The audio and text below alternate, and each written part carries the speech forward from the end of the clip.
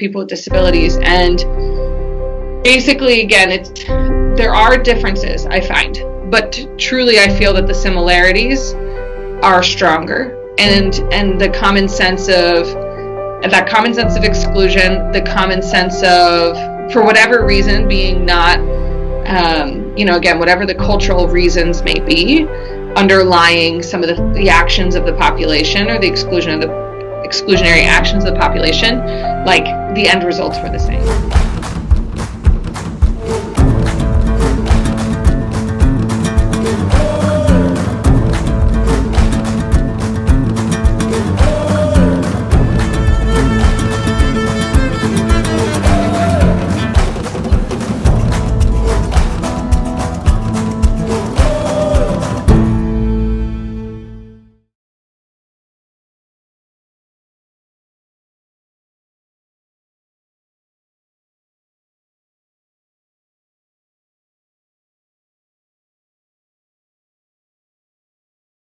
So let's jump to Able Thrive. So it's a social enterprise, I understand.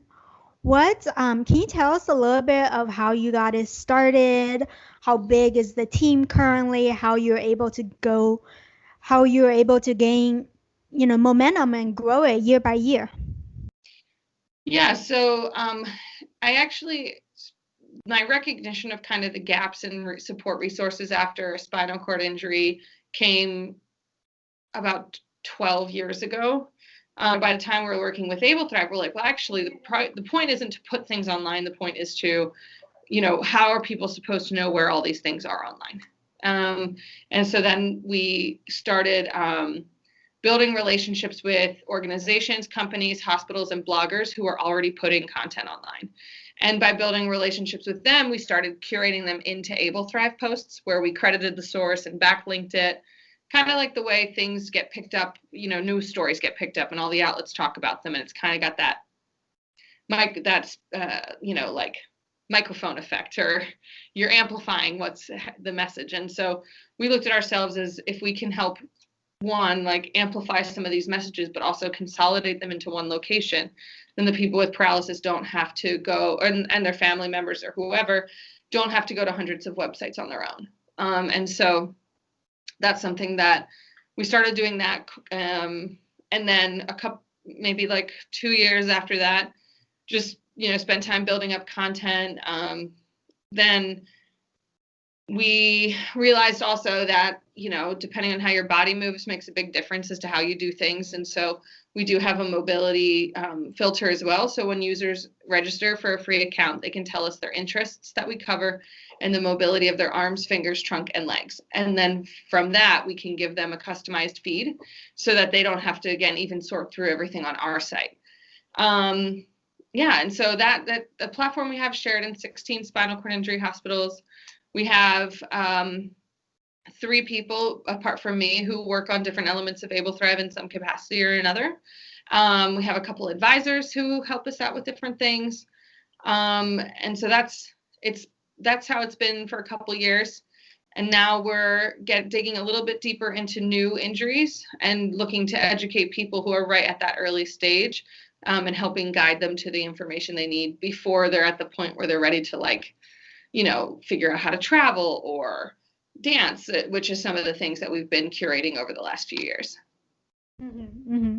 No, I think it's amazing work, and definitely there's such a demand out there, especially as I see that you're reaching globally. So which leads me to the next question is that, I know you've worked with communities in 5 countries at least by now. What are these 5 countries, and what are the differences and similarities when it comes to providing resources to individuals with disabilities, to people from different cultures and different belief backgrounds?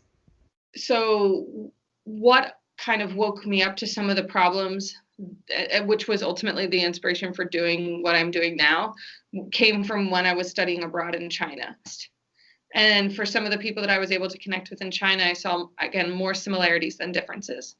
And in terms of like why people were excluded from society, like there may have been different cultural reasons or cultural assumptions or sometimes religious beliefs that inform different things, but the end result was so similar, right?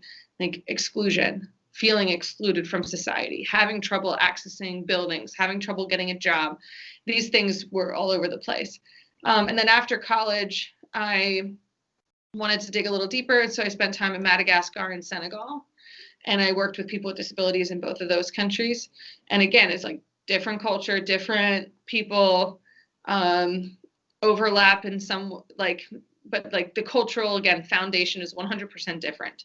But again, same problems. People were fighting for their rights to be included, to be visible, to be appreciated. Some places there were still people being completely like isolated in their homes or not getting educations. But again, I met incredible, advocates with disabilities in these places. And then more recently, up until like the end of 2015, I lived in Singapore for a couple of years. And so working in Singapore, again, it's like there was some overlap with some of the Chinese culture in Singapore to the Chinese culture I had observed in China.